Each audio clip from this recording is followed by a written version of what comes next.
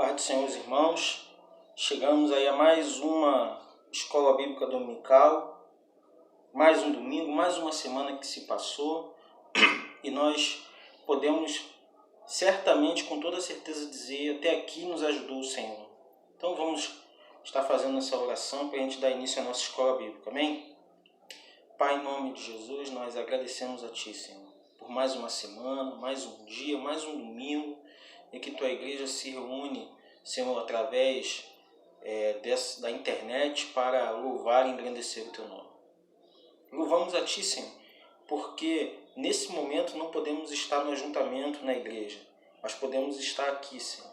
Em vários países não está sendo permitido sequer a pregação do Evangelho pela internet. E nós aqui no Brasil, um país livre, nós temos essa condição, temos essa liberdade. Então nós agradecemos a Ti, Senhor, que nós possamos realmente valorizar essa liberdade que nós temos de estar no ajuntamento através da ferramenta disponível para que nós possamos estudar e aprender e aplicar a Tua Palavra em nossas vidas. Seja com cada um dos irmãos. Toma, Senhor, para a Escola Bíblica dessa tarde. Toma, Senhor, a palavra que será ministrada, os louvores que serão trazidos. Que o Senhor possa, Pai, encontrar terra fértil no nosso coração e que nós possamos dar os frutos que o Senhor espera que nós damos. Cada um dentro da sua limitação, cada um dentro daquilo que pode fazer. O Senhor espera que cada um faça bem exerça o papel que o Senhor delegou para cada um. Que nós possamos chegar naquele grande dia e chegarmos diante de Ti, Senhor, não só com os talentos que o Senhor nos deu, mas com muito mais talentos multiplicados, porque nós trabalhamos e nós buscamos fazer a Tua vontade. Muito obrigado, Senhor, em nome de Jesus. Amém. Amém, querido? Então, recordando, é impressionante isso, o jogo, todo mundo já sabe qual foi o resultado do jogo, mas ainda assim ainda tem fogos, né? O Flamengo aí arrebenta. Mas vamos voltar aqui para a nossa escola bíblica. Estamos estudando a carta que o apóstolo Paulo escreve aos Colossenses, não é verdade? Vamos recapitular algumas coisas que são importantes, que não pode ser esquecido, irmão. Tá? Se você tem um pedaço de papel aí, essa escola bíblica nessa modalidade tem sua vantagem. Você pode acessar ela a qualquer dia, a qualquer hora.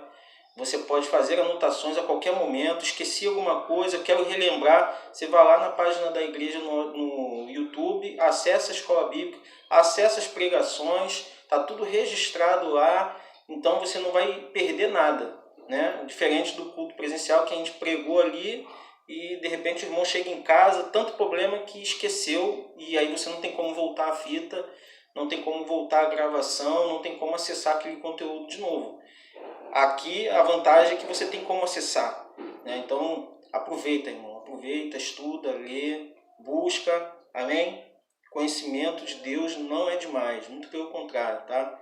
Quanto mais conhecimento acerca da palavra de Deus você tiver, melhor, porque esse aqui é o manual, né, do usuário. É o manual de vida para mim e para você. Nós temos que viver de acordo com o que está escrito aqui. E eu só consigo acessar o que está escrito aqui se eu pegar, estudar, ler, ter atenção, pesquisar, perguntar. Amém? Por falar em pergunta, reforço aí de novo para os irmãos que qualquer dúvida, qualquer coisa que os irmãos queiram saber, tá? Vocês têm canal aberto comigo no meu WhatsApp, né?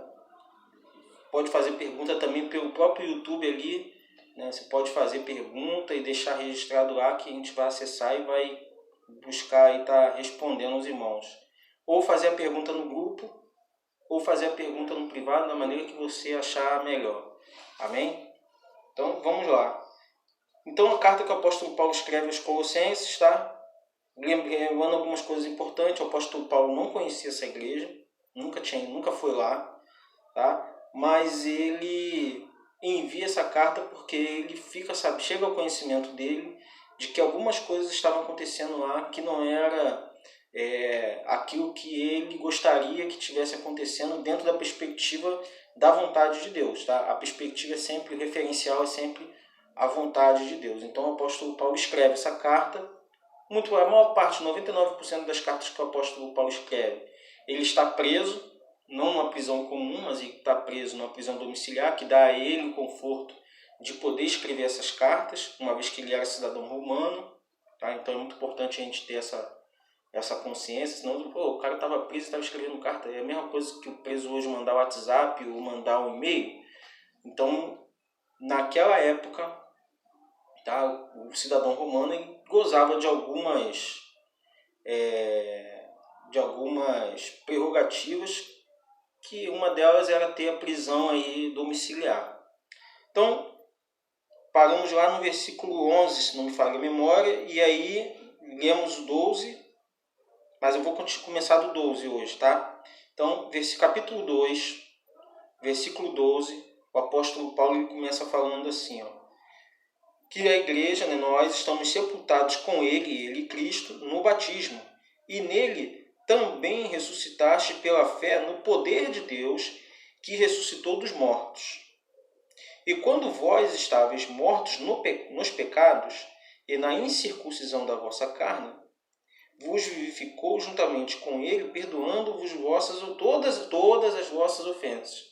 É muito bom frisar isso, todas. Tá? Havendo riscado a cédula que era contra nós nas suas ordenanças, a qual alguma maneira nos era contrária, e tirou do meio de nós, cravando-a na cruz, e despojando os principados e potestades, expôs publicamente e deles triunfou em si mesmo. Portanto, ninguém vos julgue pelo comer ou pelo beber, ou por causa dos dias de festa, ou da lua nova, ou dos sábados, que são sombras das coisas futuras, mas o corpo é de Cristo. Vou dar uma parada aqui agora. Então, o apóstolo Paulo ele escreve essa carta com um objetivo. O objetivo era sinalizar, apontar, né, esclarecer, trazer à luz aquilo que estava acontecendo de errado nessa igreja e que era totalmente contra o evangelho que eles haviam recebido originalmente. Tá? Então percebam que o apóstolo Paulo ele envia essa carta e ele começa a expor e a falar acerca dessas coisas. Então, no versículo 12, ele começa a reafirmar aquilo que ele havia pregado e que outras pessoas vinham pregando desde o início, lá da crucificação de Cristo. Amém? Então, percebam que ele fala o seguinte, olha só, vou repetir aqui, ó, que nós fomos sepultados no batismo, tá? E nele também fomos ressuscitados pela fé no poder de Deus, que ressuscitou dos mortos. E quando nós estávamos mortos no pecado e na incircuncisão da vossa fé, vos vivificou juntamente com ele, perdoando-vos toda a vossa ofensa. É importante a gente ter essa consciência de que Jesus ele perdoou todas as nossas ofensas, tá? Porque existe aí um movimento que tenta trazer que Jesus ele só perdoou o pecado original de Adão e Eva. Não, a obra que Jesus fez na cruz ela foi completa, tá? E por ser completa ela não precisa de complementação. Então vou voltar algumas aulas que a gente vem já repetindo. Não precisa de água, não precisa de sal, não precisa tem que ser aquela água, se não for aquela água não adianta, não existe isso.